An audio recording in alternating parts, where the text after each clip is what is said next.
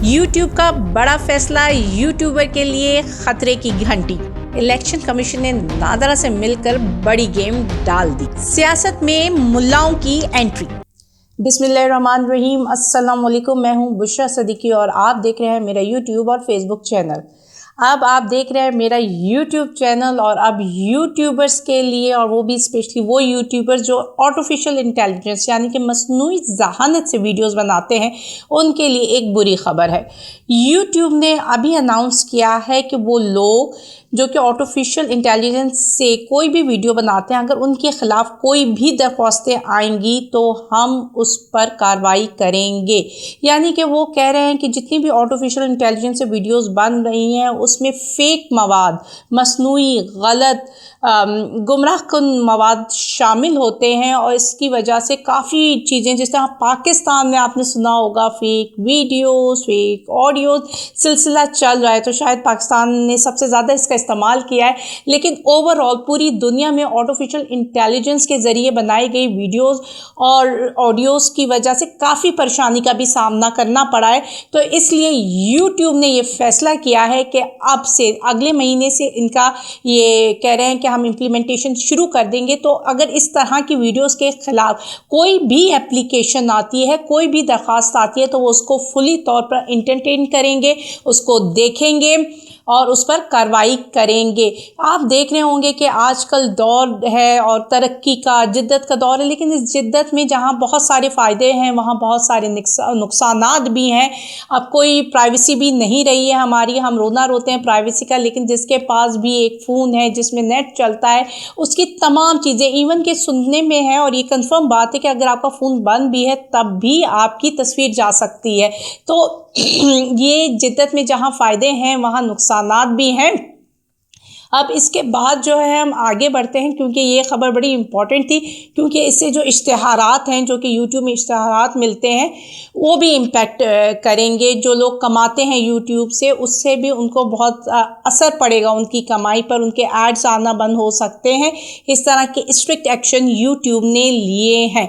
और अगर हम देखें पाकिस्तान के हालात, तो हम तो चलते ही फेक वीडियोज़ में, हम तो हमारी पूरी पाकिस्तान की पॉलिटिक्स ही वीडियोज़ और ऑडियोज़ में चल रही है। पिछले सालों हमने यही देखा, इसकी वीडियो आ गई, इसकी ऑडियो आ गई, और इसी पर हमने अपनी पूरी सियासत और पूरा बयानिया बनाया हुआ है। अभी भी आप देख लें, एक नया बयानिया मार्केट में आया है और वो बयानिया बनाने के लिए कोशिश की जा रही है। जो हमारे उलमा इकराम हैं, या आप जिसे कहते हैं हम मौलवी हजरात हैं, उनके थ्रू एक नैरेटिव बनाने की कोशिश की जा रही है। देखें पाकिस्तान की आप हिस्ट्री देखें तो ये जो मौलवी हजरात या हमारे इतने बड़े बड़े बुजुर्ग गुजरे, उनकी बहुत अच्छी पाकिस्तान की कानून साजी में, पाकिस्तान की सियासत में एक बहुत अच्छा किरदार और एक बहुत मजबूत किरदार रहा है।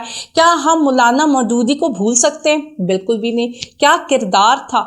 एक बात की जाती थी, कुरान और सुन्नत की रोशनी में कानून साजी होती थी, आइन साजी होती थी, अवाम और कौम का भला किया जाता था। लेकिन यहाँ पे जो इस्तेमाल किया जा रहा है मज़हब को सिर्फ एक मफादात के लिए, कि जी अब क्योंकि हम बहुत गंदे हो गए तो चलो थोड़ा सा इन मौलियों का तड़का लगाया जाए ताकि हम पाक साफ हो जाए, शायद लोगों में हमारी एक्सेप्टेंस ज़्यादा हो जाए। लेकिन बात वही है, जिस तरह यूट्यूब भी है, बाकी एक्सपोस्ट आपकी फ़्लो ऑफ इंफॉर्मेशन इतनी ज़्यादा है कि कोई भी गलत बयानिया चाहे वो मज़हब के नाम पे ही सामने लाया जाए, चल नहीं सकेगा। पहले मौलाना फजलुर रहमान आकर कहते हैं, कोई एक फतवा दे देते हैं कि जी निकाह जो है वो ख़त्म हो जाएगा, फिर एक नया फतवा आया कि जी आप लोग इस्लाम के दायरे-कार से ही निकल जाओगे, अब फिर आप मौलवियों को सामने ला रहे हो। तो देखें, अगर मौलवियों का जो किरदार होना चाहिए वो हमें बताएं, हमारी नस्लों को बताएं। जैसे कि इमरान खान सीरतुन नबी सल्लल्लाहु अलैहि वसल्लम के थ्रू आप एजुकेट करें अपनी यूथ को, उनको आगे उनकी सोचों को, हमारी जितनी भी ज़िंदगी है उसके मुताबिक ताकि वो चलाएं। लेकिन यहाँ पे आप उनका क्या इस्तेमाल करें, उनको एक ऐसी सियासत में लेकर आ रहे हो जिसमें सिर्फ आप अपने मफादात हासिल करना चाह रहे हो, उसमें कुरान, हदीस, सुन्नत का कहीं जिक्र नहीं है। अभी भी जितने भी मौलवियों से आपने बयान दिलवाए हैं, क्या उन्होंने हमें कोई कुरान, कोई सुन्नत के बारे में बातें बताई हैं? क्या उन्होंने बताया है कि दीन में किस तरह के कानून होते हैं? क्या वो हमें ये बता रहे हैं कि दीन में औरतों के हकूक़ क्या है? क्या वो हमें बता रहे हैं कि दीन में تمام معاملات یا سیاست کس طرح ہوتی ہے یہ تو نہیں بتا رہے، وہ ہمیں ایک پرٹیکولر پرسن کے بارے میں آ کر یا پرٹیکولر گروپ کے بارے میں آ کر بتا رہے ہیں کہ وہ بڑا اچھا ہے، وہ بڑا سچا ہے، آپ اس پر یقین کر لو۔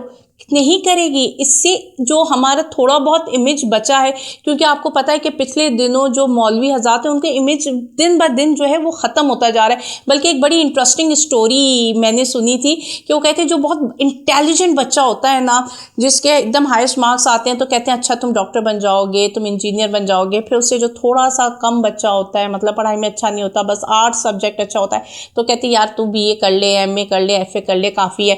پھر اس کے بعد تیسری کیٹیگری آتی ہے جس میں بہت ہی مشکل سے چیٹ کر کے بچہ بس پاس ہو جاتا ہے، تو کہتے ہیں چلو اس کو سیاست دان بنا دو۔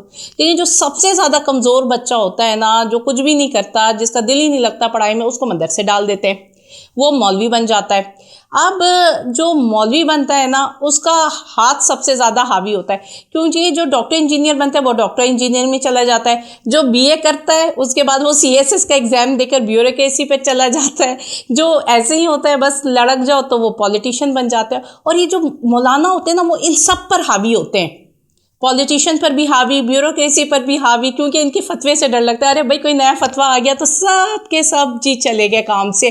تو یہی آپ حال کر رہے ہو، آپ اس کا استعمال سیاسی مفادات کے لیے کر رہے ہو، نہ کہ اس کا اسلامی نظریے سے کا استعمال کرو، تاکہ ہمارے ملک میں جو ابھی چل رہی ہے بدحالی کا ہم شکار ہو رہے ہیں، جس میں یہ دیکھیں کہ بے حیائی کا بھی ہم وہی شکار ہو رہے ہیں۔ اور اگر آپ یہ نیوز دیکھیں جو کہ پاکستان میں نہیں چلی، لیکن انڈیا میں اور بی بی سی میں اس کو پروموٹ کیا ہے کہ ہم کون سا ڈے بنا رہے ہیں، ہجڑا ڈے، یہ سیلیبریٹ کیا گیا، ہجڑا فیسٹیول پاکستان میں سیلیبریٹ کیا گیا، اور اس پر انڈیا کہتا ہے کہ پاکستان کی یہی اوقات ہے۔ آپ یہ دیکھیں، لیکن ہم یہ سب کچھ نہیں دکھا رہے، یہ سب کچھ نہیں بتا رہے، اس پر آ کر کوئی بات نہیں کر رہا، کیا کچھ نہیں ہو رہا ہمارے ملک پہ، اس پر کوئی بھی آ کر بات نہیں کر رہا، لیکن سیاست میں آپ نے اپنی ٹانگ اڑا دی ہے۔